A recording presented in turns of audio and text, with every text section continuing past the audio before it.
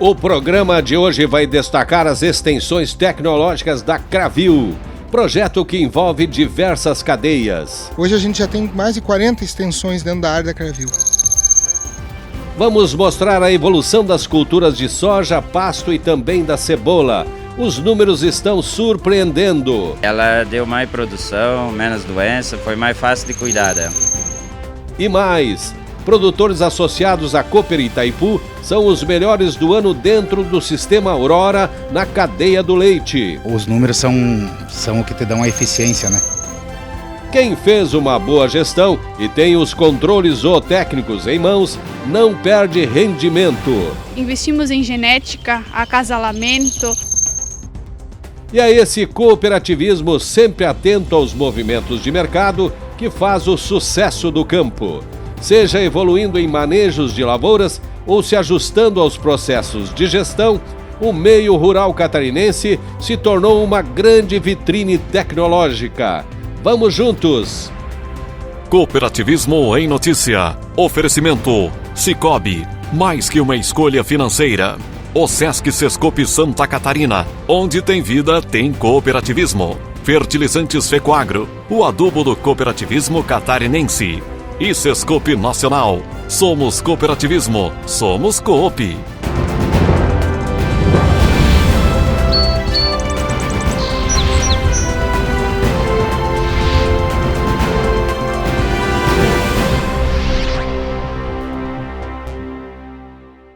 Vocês sabem que os campos demonstrativos desenvolvidos pelas cooperativas do Grupo Fecoagro são eventos tecnológicos que aproximam o produtor desses movimentos que encantam o mundo rural, não é mesmo? Pois então, e são esses movimentos que estão mudando a cara do campo. Afinal, de que adianta ter tanta pesquisa exposta num CDC se ela não pode ser testada no dia a dia?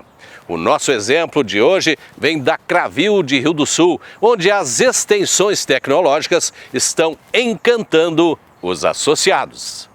Me diz aí, o que seria uma extensão tecnológica? Bom, se você ainda não sabe, a gente explica. O processo nada mais é do que levar as experiências feitas nos campos demonstrativos diretamente para as lavouras. E lá, juntamente com as áreas de inovação, acompanhar o passo a passo desse desenvolvimento. A Cravil, nesses últimos anos, tem feito, com sucesso, esse tipo de trabalho. Hoje a gente já tem mais de 40 extensões dentro da área da Cravil, desde banana, arroz, cebola, soja, pastagem de verão, de inverno. Nós temos na área de milho, milho grão, milho silagem, ou milho pós-cebola, que é um mercado que a gente tem muito aqui dentro. E nós temos até agora uma última que foi implantada, que é sorgo, que seria tentar ampliar esse sentido de grãos na região. Temos as de inverno, que são as de trigo e cereais, em parceria já junto com a EPAGRE, a gente já fez um trabalho ano passado. Então, a informação, ou seja, os dados, a quantidade, a riqueza de informação que elas geram, nos abastecem, tá, de atualização das tecnologias, de como nós podemos adaptar elas na região onde a Cravil atua, treinar todo o nosso corpo técnico, nos orientar, departamento técnico, departamento comercial, tá, da cooperativa, para trabalhar com os portfólios ideais, e também a gente repassa isso para o produtor. As áreas de soja foram as primeiras. Tudo começou lá em 2019. Nessa, onde estamos agora, no município de Tuporanga, foram feitos 20 ensaios com variedades de sementes e mais 5 de ensaios com tratamentos. A gente tem várias variedades, sempre tem aquela que se destaca e aquela que não se destaca. Então, de 20 variedades, a cooperativa escolhe algumas para estar trabalhando no próximo ano. Então, a gente já leva a informação mais pronta para o nosso produtor. Assim como os tratamentos, a gente, durante o ciclo, vai coletando informações e vendo o que é satisfatório, o que não é bom, para estar ampliando o nosso portfólio e levando essa informação correta para o produtor. Depois vieram experimentos nas áreas de cebola. O seu Sidney, que planta 15 hectares, reservou 5 para esses experimentos. A produtividade, segundo ele, ficou muito acima da média regional. Ela deu mais produção, menos doença, foi mais fácil de cuidar dela. O resultado o senhor já conseguiu medir? Já fizemos. Em termos de produtividade, muito mais que o normal. Produziu mais. Produziu mais. Tipo umas 8 toneladas a mais por hectare. Então é um resultado satisfatório. Ótimo, ótimo. E o que o senhor pensa para o futuro? Vamos continuar. Fazer de novo, velho. Parte dos experimentos feitos na lavoura do seu Sidney ainda estão aqui, todos devidamente lacrados. O próximo passo é usar a ciência e os dados de campo para entender quais foram as mais produtivas. E o que a gente percebeu muito nessa área aqui foi uma diferença na lavoura. A lavoura era bem mais sadia, sem doenças e com tendência de produzir mais. E no final, quando a gente colheu, a gente conseguiu produtividade acima de 60 mil quilos. Então, uma produtividade muito boa comparada com a região. E espero que agora, que essas parcelas que nós temos aqui do lado, que nós vamos avaliar, nós vamos pesar e classificar, vamos ver se eles têm diferença significativa para nós. Para nós, técnico, é bom e que a gente possa levar para o produtor esse conhecimento e essas novas técnicas que a gente tem. Já na área de pastagens, as extensões tecnológicas iniciaram em 2020. O projeto vai mostrar dados sobre manejo, fertilidade do solo, produtividade e, por fim, resultados práticos. A gente já mostrou as extensões tecnológicas de soja e de cebola. Agora chegou a vez da pastagem. Como a bovinocultura, seja de corte ou de leite, é uma área em ascensão aqui no Alto Vale, a ciência chegou até aqui também. Eu confiava no trabalho do Marcola e da Cravil, porque sempre eles trazem coisa nova para a gente, para conhecer cultivares novas, de pastagem, para melhorar a produção de leite, e como para ver como os animais aceitam o pastejo. Isso aí. E como é que o senhor acompanhou essa evolução? Como é que o senhor sentiu essas variedades? É que a gente fica botando em piquete e observando um a um como é o comportamento da vontade das vacas comer o capim e como reage no leite. E o que o senhor percebeu? A alimentação melhorou? A produção melhorou? Até agora, com 2 pastejos que melhorou bastante, já deu para perceber a melhoria. Nós estamos trazendo aqui na propriedade do seu Edivaldo Derner 7 variedades que se saíram bem no campo tecnológico de Lontras, porque a gente tem que também testar se aqui na propriedade das comunidades elas vão ter o mesmo pique de desenvolvimento e aquilo que a gente quer com ela, com mais retorno de alimento para o gado do agricultor, do nosso associado. O que o senhor viu de comportamento por enquanto? A verdade é que é o primeiro ano que a gente está fazendo, é o terceiro pastejo que vai agora, né? Então nós, das 7 variedades, nós não podemos excluir nenhuma ainda, né?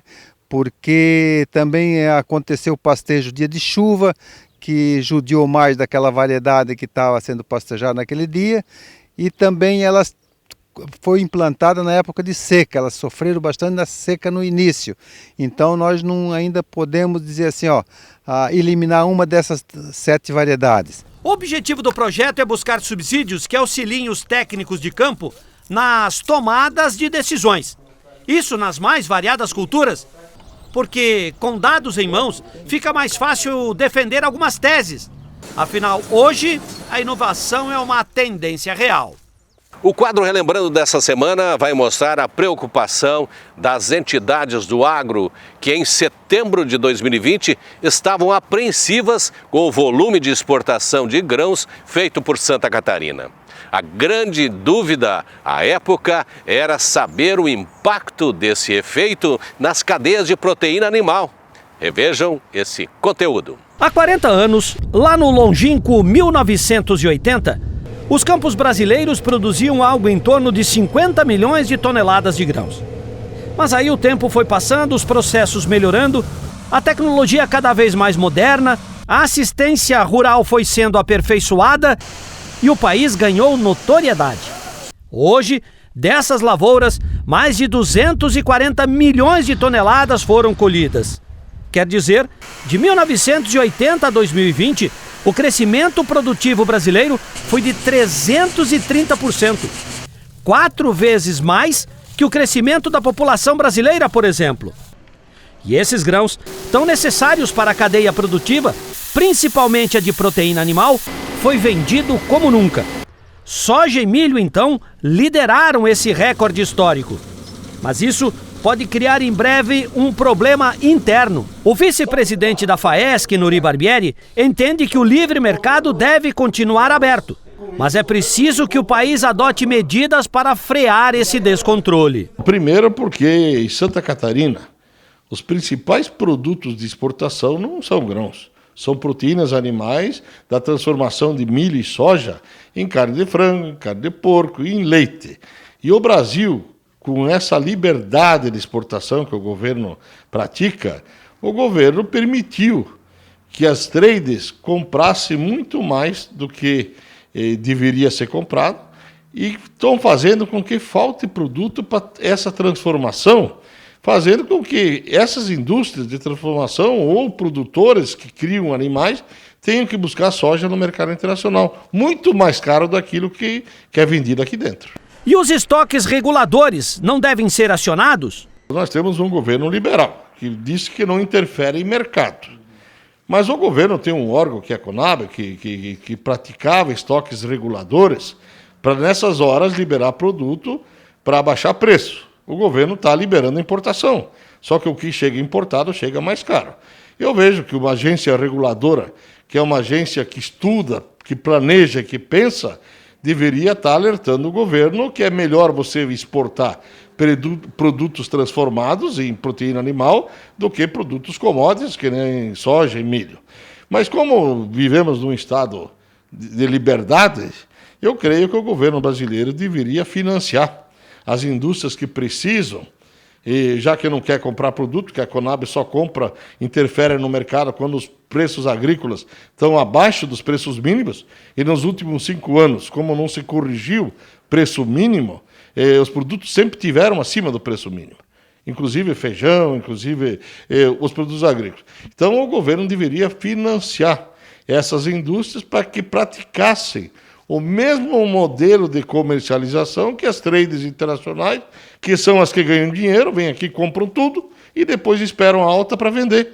Então, as nossas indústrias deveriam ter essa capacidade de também fazerem estoques daquilo que eles precisam, através de financiamentos, para que também pudessem fazer esse mesmo jogo. Porque, afinal de contas, é o país que está perdendo, e quem vai perder agora é a população. Além da soja, do milho, do feijão e de outras leguminosas, o arroz também se tornou o vilão desse movimento. A produção, que antes beirava os 12 milhões de toneladas, caiu para 10 nessa safra. Com anos a fios recebendo baixa remuneração, os produtores reduziram as áreas. Consequência, faltou arroz. Todo mundo sabia que esse ano ia faltar arroz. Por que ia faltar arroz? Porque se produziu 10 milhões e 400 mil toneladas contra uma necessidade histórica de 12 milhões de toneladas, 11,5, que é o que o Brasil consome. O Brasil exportava 500 mil porque vinha do Uruguai e vem do Uruguai, da Argentina, do Paraguai 500 mil, tirava daqui para não incomodar, não pressionar preço. Mas como os preços estavam muito baixos há vários anos, os produtores diminuíram a área plantada, diminuíram a produção e trabalharam o mercado internacional para melhorar um pouco o preço pago em dólar. O que se aumentou? 500 mil toneladas de exportação, ano passado foram 500 e pouca, esse ano 1 milhão e 100, mas onde está o arroz? 8 milhões no Rio Grande, 1 milhão em Santa Catarina, Tocantins, e as exportações que se aumentou esse ano foi o estado de Roraima, que está no lado da Venezuela, que está passando fome, que eles mandam o arroz à Venezuela. Então o governo brasileiro tirou a taxa de importação de 8% e autorizou a importação de 400 mil toneladas. Mas quem que paga essa conta? O consumidor. É preciso que homens de bom senso encontrem uma solução para essa instabilidade. Porque se não houver entendimento, a conta será paga por todos nós. Depois dos comerciais, vocês vão conhecer 2 famílias, as melhores do sistema Aurora. Gente que tem feito a diferença graças à gestão e aos controles zootécnicos. Na propriedade dos Vickert, a diferença está nos processos internos que melhoraram. Você vê se teus animais realmente estão sendo produtivos para trazer um retorno na propriedade. Já na família Branquer, foi a genética que transformou a propriedade numa referência. A gente já vem há anos com um histórico de registros e tudo mais, isso é uma parte que conta bastante, né? 2 bons exemplos que vocês vão conhecer a seguir.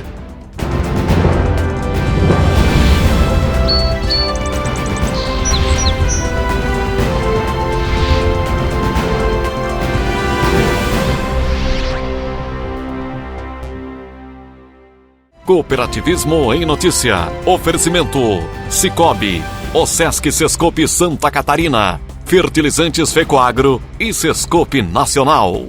No Sicoob é assim, você integraliza a cota capital e pronto, já está concorrendo a mais de 3 milhões em prêmios. Faz investimentos e concorre a mais de 3 milhões em prêmios. Ou pega crédito e tcharam, também concorre a mais de 3 milhões em prêmios. É a promoção Grandes Prêmios, Grandes Chances. Quanto mais serviços e soluções do Sicoob você usar, mais chances de ganhar milhões em prêmios. Grandes prêmios, grandes chances. Faça parte e concorra.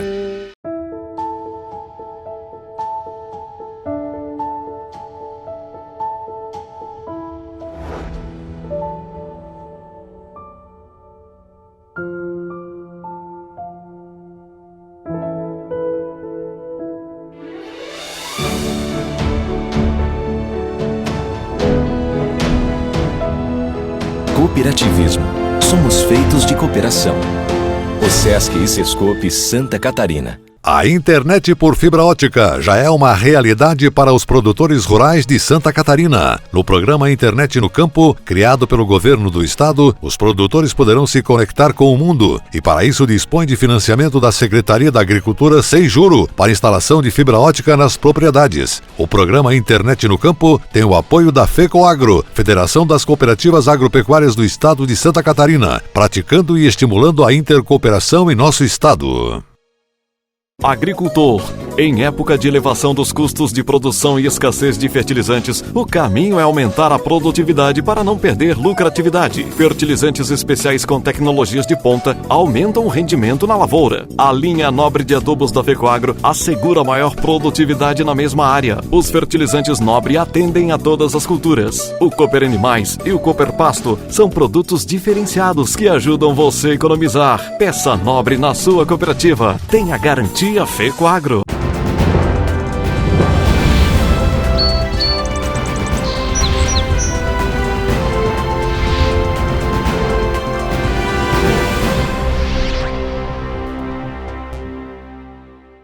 Todos os anos, a Aurora Coop reúne suas cooperativas filiadas e define uma premiação aos associados que se destacaram em cada uma das áreas de atuação, seja ela leite, suínos ou aves. A proposta é valorizar quem se dedica, adota os processos de gestão e usa o aprendizado como ferramenta de transformação. Hoje, vocês vão conhecer os 2 melhores produtores de leite do sistema. E os 2 são jovens e associados da Cooper Itaipu, de Pinhalzinho. A família Vicker, de Saudades, e a família Branquer, de Pinhalzinho, são excelentes na produção de leite. E graças à liderança de cada um, o relacionamento com os consumidores, a estratégia de negócios, o cuidado com o meio ambiente e a defesa intransigente do cooperativismo, eles foram escolhidos os melhores do Sistema Aurora em 2021. Hoje, a Cooper Itaipu possui perto de 160 produtores integrados. Juntos, eles ordenham 6.500 vacas todos os dias. É um exército de homens e mulheres que tiram do campo perto de 3 milhões e 300 mil litros todos os meses. Gente que está aqui em busca de reconhecimento. Pensando na cadeia de leite, como envolve desde a criação da bezerra a ela se tornar um animal produtivo de leite, os números são o que te dão a eficiência, né? Se essa vaca que hoje tá na ordenha, o passado dela foi um crescimento dentro das tabelas de crescimento. Se ela houve uma evolução sobre a mãe dela, então se não tem números, não tem nada planilhado, a gente não tem como uma comparação, um ponto inicial de comparação, né? E hoje você acha que esses 2 exemplos aqui podem se perpetuar para demais? devem se perpetuar para as demais propriedades. O dia a dia do campo não é diferente de uma empresa multinacional, de uma empresa de CNPJ, de CPF, enfim, essas empresas que a gente vê na cidade, aí, muitas delas não têm os números que essas duas propriedades hoje possuem.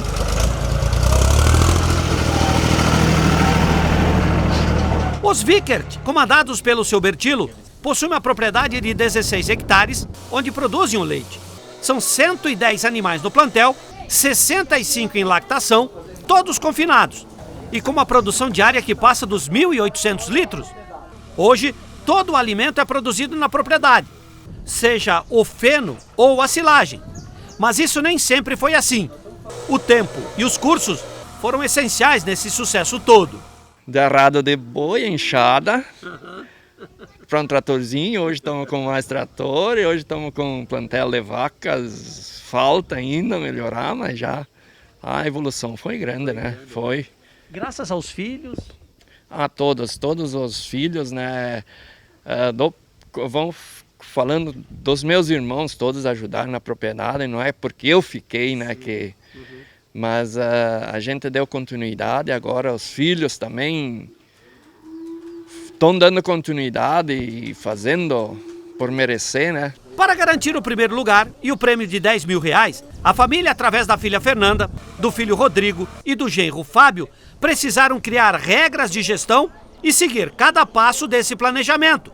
Isso com muita eficiência. Deu certo. Desde pequena a gente estava junto com meus pais, né? Então, assim, a gente via que tinha futuro, o pai incentivou a gente a permanecer. Claro, ele deu a opção de escolha para a gente, se a gente se sentisse à vontade de ir para a cidade, a gente poderia estar indo. E se a gente resolvesse ficar, ele ia investir na propriedade. Então, ele abriu essas portas para a gente e eu sempre gostei do que eu fazia, então eu tenho uma paixão muito grande por esses animais, não é só o trabalho, eu sinto muito amor por esses animais, então é dali que veio eu ficar na propriedade. E você viu evolução nesse processo todo? Vi muita evolução. A evolução começou a partir do momento então que nós decidimos ficar e começamos a investir em produzir mais em menos áreas de terra.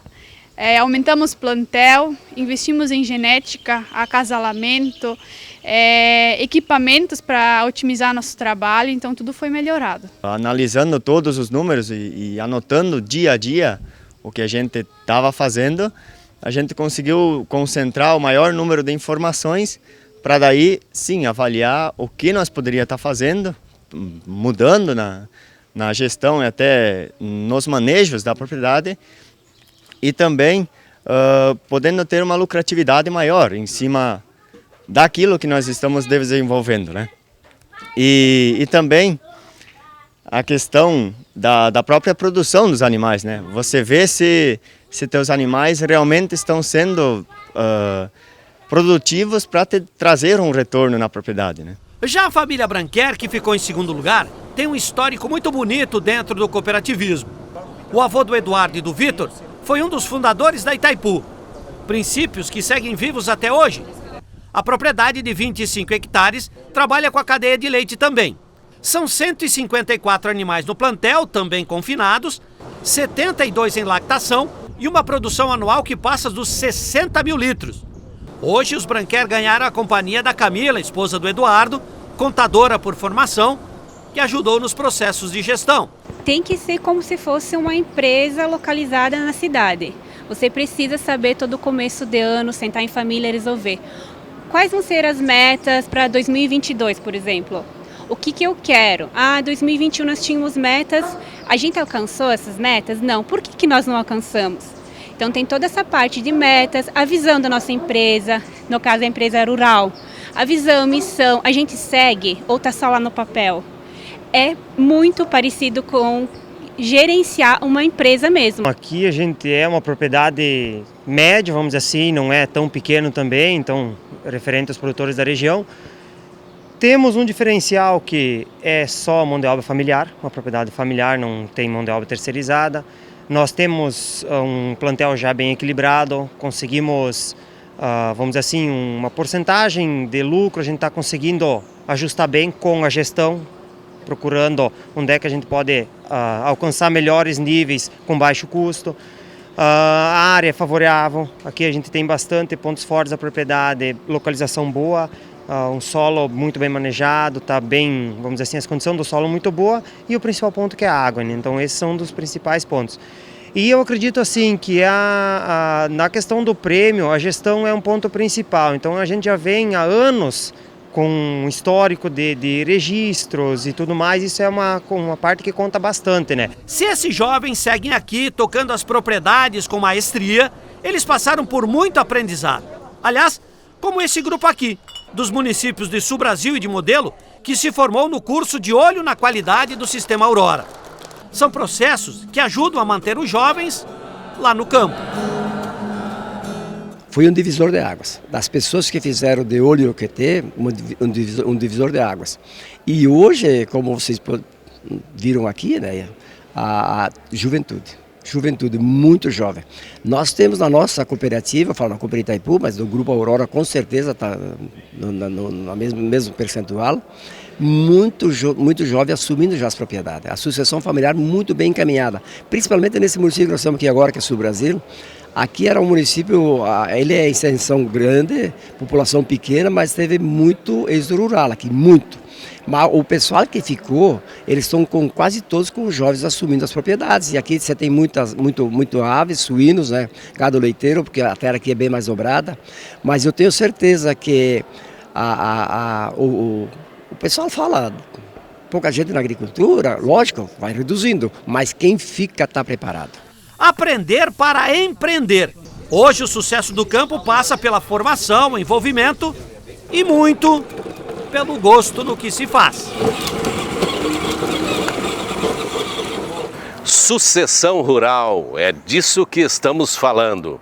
Afinal, são os jovens o futuro do campo, os personagens desse mundo em transformação.